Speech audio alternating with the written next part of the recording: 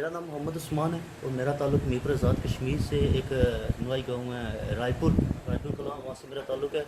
और मैं होमोफिलिया का पेशेंट हूँ और मैं सहर वेलफेयर फाउंडेशन में तकरीबन पिछले 5 से 6 साल में अपना जो है इलाज करा रहा हूँ। और तकरीबन पहले जो मैं कराता था वो पिंड से इलाज कराता था, और हर दफ़ा जब मुझे चोट लगती थी तो तकरीबन मेरा खर्चा 9-10 हज़ार का एक इंजेक्शन लगता था, जो कि 24 घंटे के लिए वर्क करता था। अगर इंजेक्शन ना अफोर्ड कर सकूं तो फिर करता था, ब्लड लगाता था, वाइट ब्लड।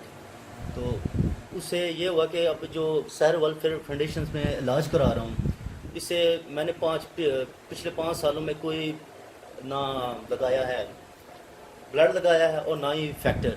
और अल्हम्दुलिल्लाह मैं काफ़ी सेहतमंद हो गया हूँ और मेरी शादी भी हो चुकी है अल्हम्दुलिल्लाह, मेरे 2 बच्चे भी हैं।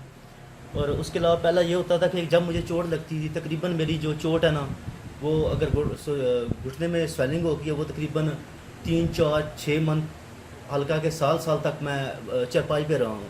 लेकिन अल्हम्दुलिल्लाह अभी जो होती है वो 24 घंटों में कवर हो जाती है। अगर ज़्यादा गहरी हो, अगर कम हो तो वो दिन ब दिन में कवर हो जाती है।